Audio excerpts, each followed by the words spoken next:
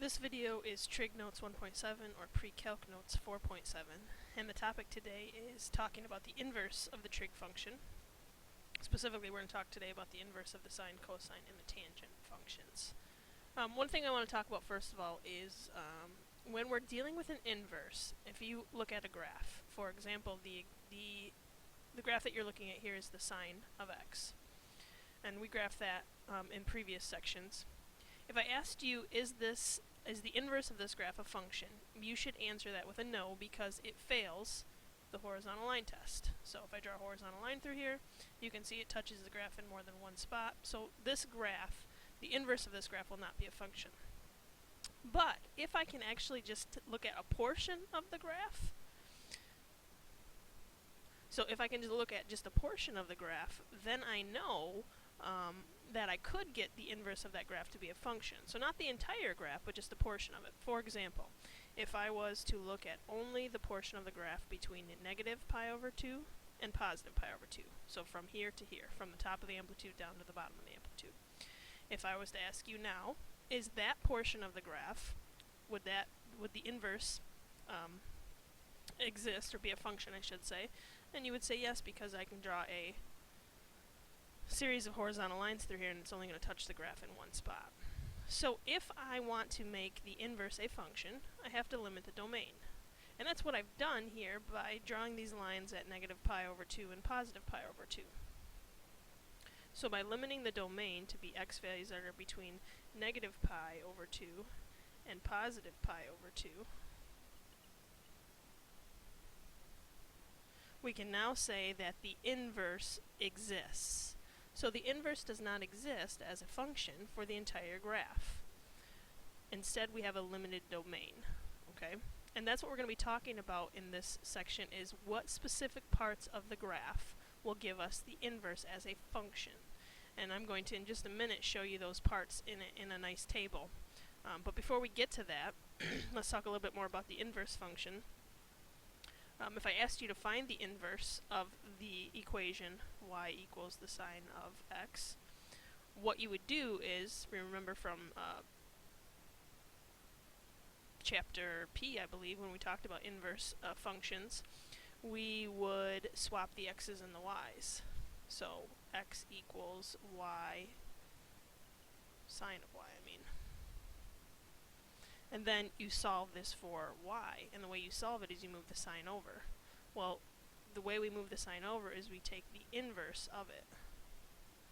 Okay, and so whenever you see something raised to the negative 1, that means an inverse. So we can write the sign inverse by using a negative 1, or, and we'll see this written quite a bit as well, you could write it as the arc sine. So understand that if you see arc sine or sine raised to the negative 1, that's talking about the inverse.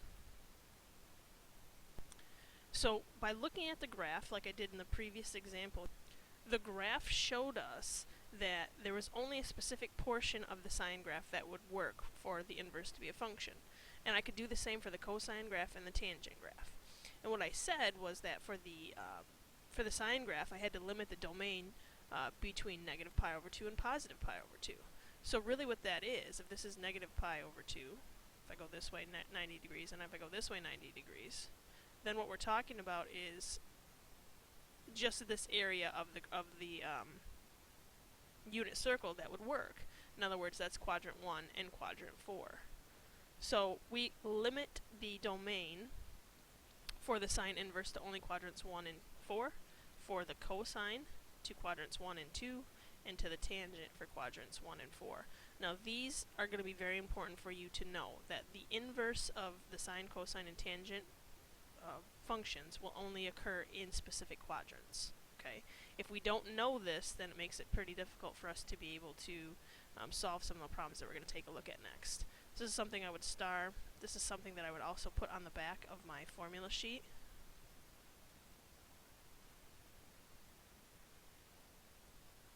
Because that's going to be a nice place to have it to help us with remembering where these inverses exist. So let's actually take a look at how we would actually use this information. If I asked you for the sine inverse of the square root of 2 over 3, basically what the sine inverse is asking you for, or the cosine inverse, or the tangent inverse is its request for an angle. That's all that the inverse is. What angle has a sine of the square root of 3 over 2? There's a couple ways that I can do this. I can use the unit circle or the reference triangle. I'm going to use the unit circle. So you're going to want to get out your unit circle. First thing you ask yourself is the sine inverse can only exist in which quadrants? Well, we said 1 or 4. So looking at the unit circle, look in quadrants 1 and 4 and tell me what angle has a sine of the square root of 3 over 2. So as I'm looking at the unit circle, and again, hopefully you're looking at it with me here, if I'm looking in quadrant 1, I notice that 60 degrees has a sine of the square root of 3 over 2. If I'm looking in quadrant 4, what I want you to notice about quadrant 4 is that all the sine values are negative. So it has to be in quadrant 1 because the sine is negative in quadrant 2. So that's the only answer that will be acceptable is 60 degrees. Okay? What about if I ask you this one, the arc sine of 1/2? So first thing I want to do is understand that I'm asking you for, give me an angle that has a sine of 1/2. So I need to limit my domain, or I need to limit my quadrants down by saying, okay, the arc sine only exists in quadrants 1 or 4. So again, look in quadrants 1 and 4 for a sine, again the y value, of 1/2. And as I'm looking at my unit circle, I'm noticing that it's 30 degrees. If I go down to the fourth quadrant, I don't have any positive 1/2 values for the sine. So it's got to be 30 degrees. One other thing I want to draw your attention to, if we're looking at the unit circle, we said that, if we go back to this example, if I looked at 60 degrees, 60 degrees had a coordinate point of 1/2 comma square root of 3 over 2. So that's where I was getting the sine of square root of 3 over 2. But if I also move to 120 degrees, that has a coordinate point of negative 1/2 square root of 3 over 2. So the question that usually comes up is, well, doesn't 120 degrees have a sine of the square root of 3 over 2? Yes, it does, but notice that this is quadrant 2, and the sine inverse does not exist in quadrant 2. So that's how we can eliminate this as being a choice, and I really only have one then actual answer for where the sine inverse would exist. So that's why it's important that we understand which quadrants the sine inverse or cosine inverse or tangent inverse exist in. Okay, let's take a look now at the cosine inverse of 1 over the square root of 2. It's a request for an angle who has a cosine of 1 over the square root of 2. So first of all, if we're dealing with the cosine inverse, I know that the cosine inverse only exists in quadrants 1 or 2. Again, that information is being found by looking at that chart on the previous page of the notes. The next problem that I'm coming across is I'm looking for what angle has a cosine of 1 over the square root of 2. Well, on my unit circle, I don't see 1 over the square root of 2 at all. But if I rationalize this by getting that square root of 2 out of the bottom, I recognize that it's the same as saying the cosine of the square root of 2 over 2. So looking at my unit circle, in quadrant 1, I notice that 45 degrees has a cosine of the square root of 2 over 2. If I move to quadrant 2, I notice that all of the cosines are negative, so my answer would have to be 45 degrees. Alright, my next example is asking me now to find the tangent inverse, or the arctangent of the square root of 3. Well, what I know is that there is no tangent on my unit circle. I only have sine and cosine values. But I'm looking for an angle that gives me a positive tangent, so I want to know where tangent is positive.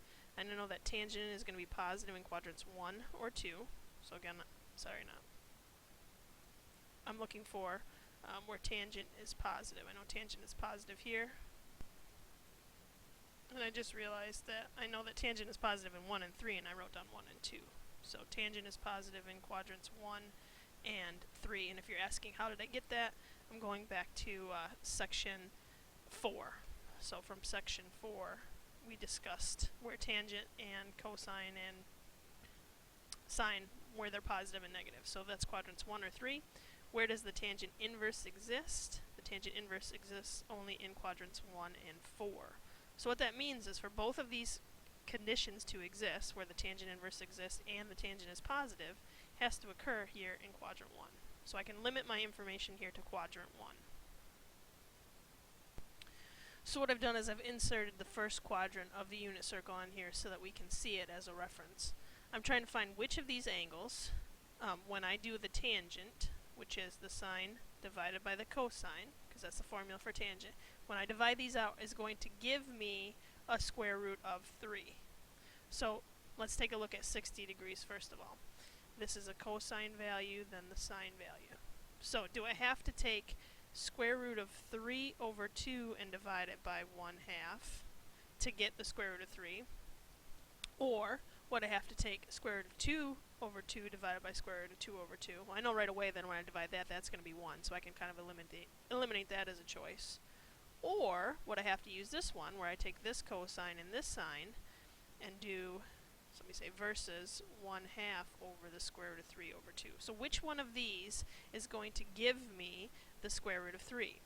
Well, this was the 60-degree angle. This is the 30-degree angle. So all I have to do now is actually divide this out and see which one gives me a square root of 3. So if I do this one first, I'll get rid of this 1/2 by timesing by the reciprocal. So let me do that in a different color. And do this one, I'll get rid of this by timesing by the reciprocal, which would be 2 over the square root of 3. Well, I know here this is going to end up giving me a square root of 3. Here this is going to end up giving me 1 over the square root of 3. And again, I was looking for the square root of 3, so I know that it's got to be the 60-degree angle. So the only thing that I can do to help myself figure this out is limit which quadrant I'm looking at, which is quadrant 1, and then see which combination of sine divided by cosine gave me what I was looking for, square root of 3. And it happened to be that the 60-degree angle right here, when I took the sine and the cosine and divided them, gave me the correct tangent. For the next example, I'm looking for the sine inverse to be equal to a -4. And as I look on my unit circle, I'm trying to find an angle that has a sine of -4, and I'm not seeing anything there. So let's try this in our calculator. If I type this into the calculator, hit the sine inverse of -4, I'm going to get an error. And the reason for that is because on the unit circle, and in general, the sine inverse only exists when our x values are between -1 and 1. So this one, you can't have a -4 because -4 is not between 1 and -1. So this would be no solution. There is no angle that has a sine of -4. Looking at my next example, find the cosine of the arctangent of 2. So what I want to do first of all is deal with what's inside the parentheses. I'm going to draw a triangle that has that tangent of 2. But I first need to figure out where to draw that triangle. So first thing I want to deal with is where is the tangent positive? That's in quadrants 1 or 3. Again, that's from section 4 if you're struggling with how I'm coming up with that. The other thing I want to deal with is where does the tangent inverse exist, and that's in quadrants 1 or 4. And that's what we're talking about today. So that's how I found that from the chart on the front side of the notes. So in quadrant 1, let's go ahead and draw a triangle that has a tangent equal to 2. Well, here's what I know about a tangent. The formula for that is opposite over adjacent. So the way I'm going to want to do this is make this be a fraction. Have my opposite side, if my angle is here, the reference angle, this would be 2, adjacent side would be 1. Now I can go ahead and actually do what this problem is asking me to do, which is find the cosine then of my triangle. So to find the cosine of the triangle, I know that the formula for that is adjacent over hypotenuse. So to find this side, the adjacent, well, first of all, to do the adjacent side, we would have to do 1 over the hypotenuse, and to find that, so to find that side, and you'll notice I already did all the work here, I used Pythagorean theorem, so this would be the square root of 5. Can't leave my answer like that because I'd want to rationalize it. So when I multiply by the square root of 5 over the square root of 5, I end up getting a square root of 5 over 5 as my answer. So again, to kind of summarize what I did is I drew I found the quadrants that worked for this. Then I drew the triangle that had that tangent, and then I found the cosine of this triangle. So I've listed the steps out here which will be helpful for your notes, so I invite you to pause the video and write those steps down.